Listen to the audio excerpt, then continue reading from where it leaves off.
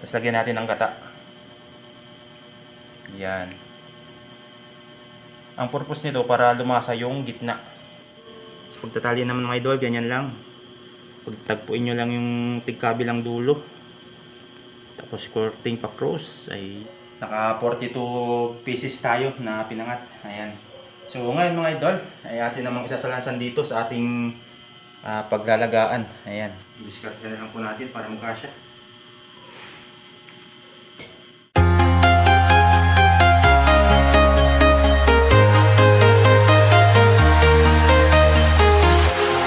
Walking alone, the streets are empty. The only thing I can see is my own silhouette. I'm getting. So, what's up mga kamuratal? Welcome back to my YouTube channel. Ayan, so kumusta na kayo mga idol? Pasensya na po kayo at wala akong masyadong upload na video ngayon. Walang mga bago. Ayan, dahil naabala po ako sa paglalako ng suman. Ayan, dahil tayo po ay naghahabol na maglako. Ayan, kasi alam niyo naman, pag may opportunity, grab ng grab mga idol. Ayan. Sana all. Ayan, kaya puro suman ang ginawa natin. Ayan. So ngayon naman mga idol, ay aking i-share sa inyo kung paano gumawa ng pinangat na gabi or paano magluto ng pinangat na gabi. Ayan mga idol. So bahala na kung ano magiging title ng video ito. Ayan, ang nais ko lamang po ay ma-share sa inyo kung paano nga ba ginagawa ang pinangat na gabi. Ayan. Nice. Ayan. Dahil alam naman natin yung mga suki natin dyan ay hindi alam kung paano nga ba nagiging proseso ng pinangat na ito bago pumunta sa kanilang hapagkainan. Ayan. Kasi merong iba dyan na hindi alam kung paano nga ba ito ginagawa or niluluto. Kaya naman sa video ito nais kong i-share sa inyo mga idol or ipakita ang paggagawa ng pinangat na gabi. Ayan. So ngayon mga idol, na ito nga po pala yung ating mga ricado ng ating pinangat na gabi. Ayan mga idol, meron po tayo ditong dilis mga idol na may gata. Ayan, so may lasa na po yan. May mga ingredients na yan mga idol. Ayan, so malasa na po yan. Tapos meron po tayo ditong ginayat na dahon ng gabi. Ayan, si Mrs. po ang nagayat nyan kanina kasi abala po tayo sa pagluluto nitong pampalaman at saka yung pampalapot na gata, yung unang gata mga idol. Ayan.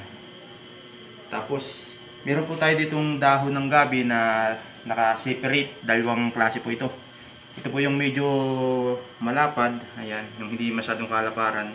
At saka ito naman po yung mga talagang malalapad, ayan. Kasi ito po yung ating gagamitin na pangbalot.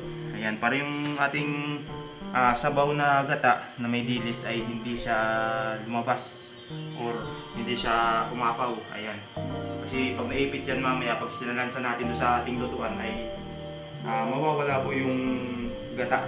So sayang, hindi siya lalasa doon sa pinakagitna. Ayan. At saka ang purpose nito mga idol, itong ginayat na dahon ng gabi ay para mas kumapit yung lasa nitong dilis at saka yung gata dito sa ating pampalaman. Ayan. Tapos ito na po yung ating sample nating binalot kanina. Ayan. Meron na po tayong binalot na pinangat.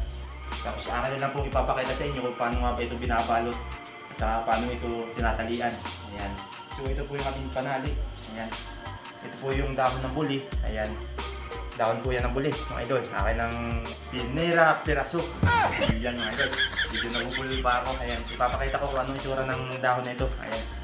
Kasi nung nakaraang vlog ko mga idol ay yung isa ay nagtatanong kung ano daw ang itsura ng dahon ng buli or ano ang itsura nung ginagawa kong panali. Ayan mga idol, ganito po ang itsura niyan. Para siyang talbos ng niyog. Ayan, pero mas matibay po ito kaysa sa talbos ng niyog. Kasi ang talbos ng niyog, pag itinali mo, napuputol. So ito, makunat. Ayan. Yan po ang itsura ng dahon ng buli. Ayan. Kasi pag ganito mga idol, ganito ang panali, talagang yun yung patalandaan na isa kang magpipinangat. Ayan. Kasi yung iba ay straw ang ginagamit dyan na panali. So hindi siya presentable kasi maaaring magka-contaminate gawa ng kapag ang itinali nyo ay straw. Ayan. Alam nyo naman ang straw ay plastic. Ayan. Plastic po yan. Maaaring may salibig sa ating katawan. Hindi tulad ng ganito na talagang organic. Ayan. Kasi siya ay dahon ng buli. So yun mga idol, ganyan po ang tura ng dahon ng tulip. Ayan. So ayan. So ngayon na mga idol, akin namang ipapakita sa inyo kung paano ito binabalot. Ayan. So kumuha lang po tayo dito ng ating sinip crate na malalapad. Ayan. So ayan, ganyan lang po yung mga idol. Ayan. Patungin nyo lang ganyan. Tapos kuha tayo dito ng yung medyo malapad-lapad. Ayan, ito. Ayan, ganyan mga idol. Parang pa-cross. Tapos lagyan natin dito ng isa. Ayan mga idol.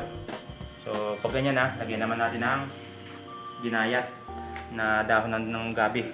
Ayan. So ganyan mga idol. Tansyahan na lang tayo. Kasi wala tayo ditong ratio ng ating paggagawa ng pinangat. Yung iba kasi gumagamit pa ng timbangan. So tayo naman ay wala ng timbangan kasi kabisado na natin to. Ito na po ang ating hanap buhay. Ayan. Paglalako ng pinangat at saka suma na balinghoy. Ayan. So ganyan mga idol. Tapos lagyan natin ng gata. Ayan. Ang purpose nito para lumasa yung gitna. Tapos yung sabaw naman mga idol, yun naman yung magpapalasa sa labas dito sa balot. Ayan. Tapos dagdagan po natin ng ginayat. Ayan. Bago natin balutin mga idol. Ayan. So ganyan lang po. Basic na basic lang mga idol. Ayan. So okay na. Talian naman natin mga idol. Pagtatali naman mga idol, ganyan lang. Pagtagpuin nyo lang yung tigkabilang dulo. Tapos courting pa cross. Ayan. So napaka basic lang mga idol. Ayan. Para naman sa mga gusto mong magluto ng pinangat dyan ay matuto naman sila. Ayan. Kung paano nga ba magbalot at saka magtali.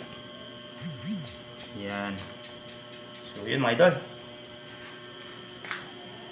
Ayos ba?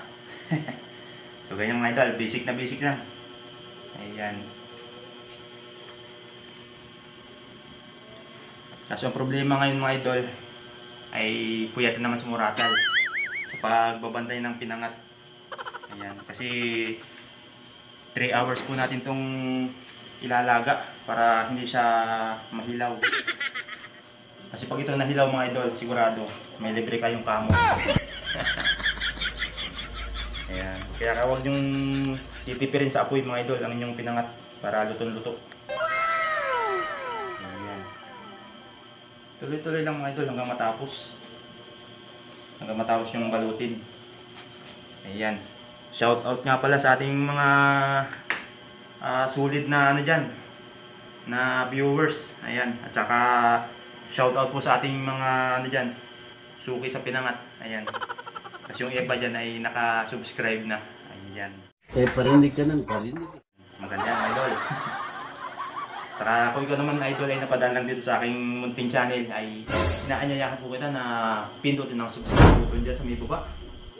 Pakikita rin ng notification bell para laging maging updated sa mga bago ko pang upload na video. Ayan. Para nga po pala sa mga napadaan lang dito sa aking channel, ayan. Ako po ay magpapakalala muna sa inyo para alam niyo kung anong mga ina-upload ko dito sa aking channel. Ako po ay nag-upload ng mga buhay probinsya mga idol. Ayan. Tulad niya po ng fishing adventure. Ayan. Meron po tayo niyan. Tsaka farming. Ayan mga idol. More on farming tayo kasi nandito tayo sa bukid. Ayan. Tsaka nag-upload din po tayo ng mga tutorial. Ayan. Tsaka mga craft mga idol. Gumagawa tayo ng mga craft. Ayan. Tulad ng paano gumawa ng pamingwit na kawayan, tsaka paano maggawa ng bubong na kawayan. Ayan mga idol, kung ano-ano pa. Ilalagay ko na lang po dyan sa may description, sa may ibaba, yung link. Para kung sakaling magustuhan nyo ay panoorin nyo na lang mga idol. So yan mga idol, tuloy-tuloy lang hanggang matapos.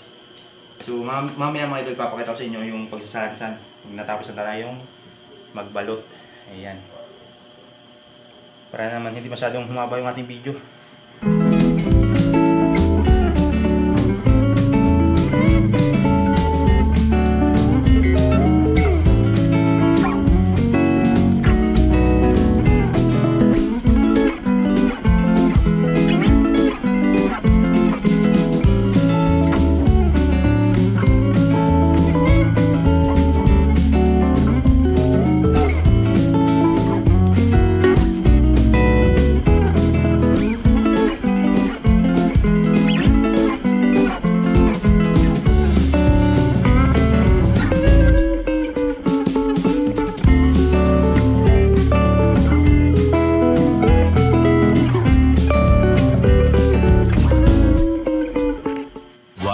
hour later. So yun mga idol, after ilang oras na pagbabalot ng ating pinakat na gabi. So ayan, tapos na po tayo mga idol. Naka 42 pieces tayo na pinangat. Ayan. So ngayon mga idol, ay atin namang isasalansan dito sa ating paglalagaan. Ayan. Ilagyan po natin ng kawayan yung ilalim para hindi siya masunog. Ayan, kahit pa paano yung siya nakaangat. Kasi itong paglalagaan natin ito ay batya mga idol or langgana ng stainless. Ayan. Dahil wala pa po tayong kawa na malaki. Kaya dito na muna. Ayan. So dito natin sasalansan. Sana magkasya. Ayan, kasi medyo malalaki yung ating gawa. Ilang piraso pa lang pero puno na mga idol. So ayan, sana magkasya. At si Murata ay talagang inaantok na. Kahit pa paano yung makapagpahinga bago maglako bukas. Ayan, kaya hindi lang biro mga idol ang pagluluto ng pinangat na gabi. Ayan. Ayan, siya ay nakakapuyat. Si Murata ay haggard na. Ayan. So wala tayong magawa mga idol kasi hanap buhay yan.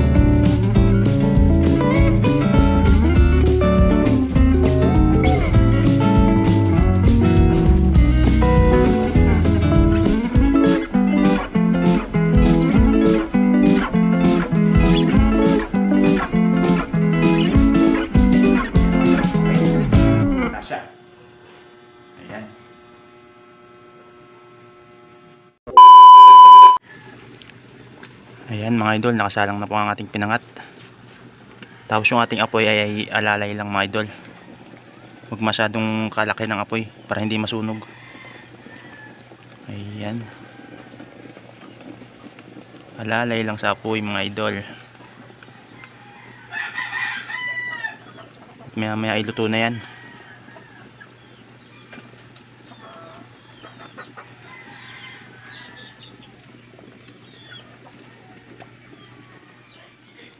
Pag nilagyan na po natin ng pampalapot na gata, kailangan talaga alalay lang ang apoy para hindi masunog. Pero kung unang gata pa lang ang sabaw nyo at inyong lalabugin, ayan, kailangan talaga malakas ang apoy nun. Pero pag ganyan, nakalagay ng pang palapot yung unang gata, alalay na lang po hanggang maluto. Ayan, kasi labog na naman yan. Ang purpose na lang yan ay para kumapit yung lasa. Ayan.